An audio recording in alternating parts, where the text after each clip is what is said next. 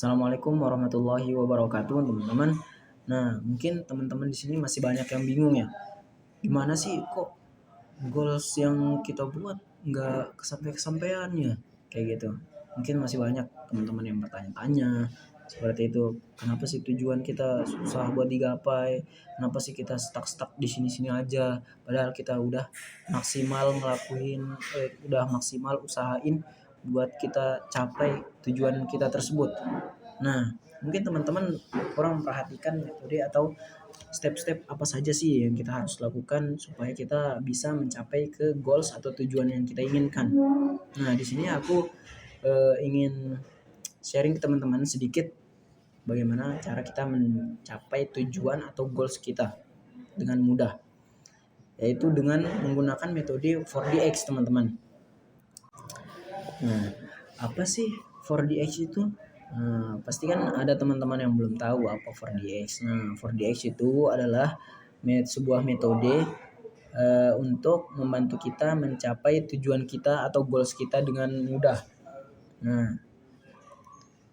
arti dari 4DX sendiri yaitu for discipline of execution. Nah, itu teman-teman. Nah, apa-apa saja sih for discipline of execution itu? Nah, ini kita akan bahas di sini, teman-teman. Nah, disiplin yang kedua kita harus memilih atau menentukan langkah-langkah kecil. Nah, kita mulai dari langkah kecil saja, teman-teman. Nah, kita misalnya contohnya kita ingin jadi MC di acara besar, di acara-acara mewah gitu. Nah, teman-teman bisa mulai dari langkah-langkah yang kecil. Seperti contohnya teman-teman berbicara, seperti saya nih berbicara di depan handphone, di depan kamera setiap harinya selama 1 jam. Kalau nggak bisa 1 jam, 30 menit. Kalau nggak bisa 30 menit, minimal 20 menit. Kalau nggak bisa 10 menit. Yang penting teman-teman berbicara di depan kamera seperti ini. Nah, insya Allah dengan itu akan memudahkan teman-teman untuk mencapai tujuan teman-teman, untuk melatih public speaking teman-teman. Nah, jika sudah secara intens setiap hari kita melakukan hal tersebut, nah itu akan membuat kita dekat dengan tujuan atau goals kita. Nah, disiplin yang ketiga itu adalah kita membuat catatan atau board score. Kita membuat catatan atau board score. Tujuannya untuk apa sih? Nah, tujuannya yaitu untuk memantau progres kita setiap harinya seperti apa. Apakah kita semakin dekat dengan tujuan kita ataukah tidak ataukah yang kita lakukan tidak membuat kita dekat dengan tujuan kita. Nah, itulah fungsi dari board score kita. Ketika kita sudah membuat board score kita atau catatan kita, nah lalu kita melihat dari awal kita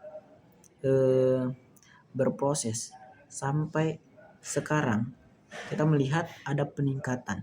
Misalnya seperti tadi, kita ingin menjadi MC yang hebat, MC di acara-acara besar.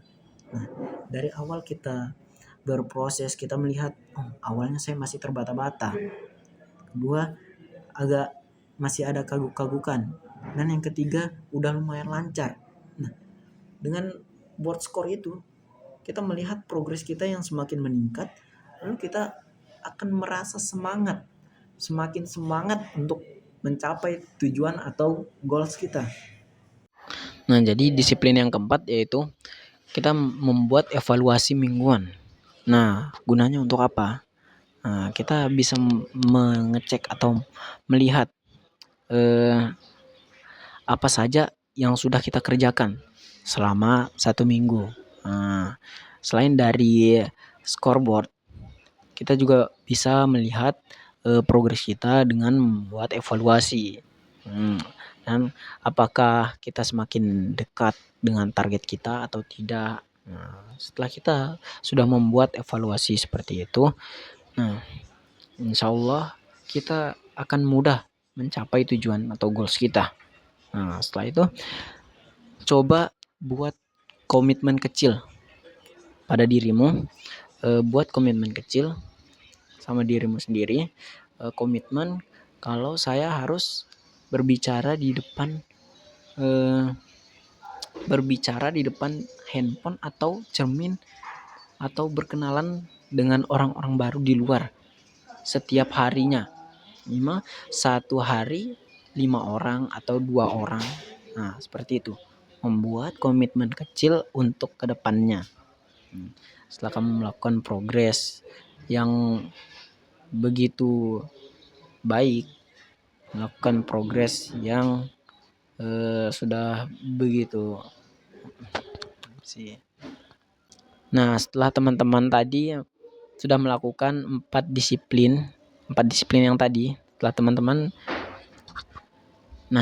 setelah teman-teman melakukan 4 disiplin tadi, cobalah untuk yang terakhir melakukan atau membuat komitmen kecil pada diri kita sendiri, bahwa kalau kita ingin jadi MC atau ingin menjadi seorang public speaker yang hebat,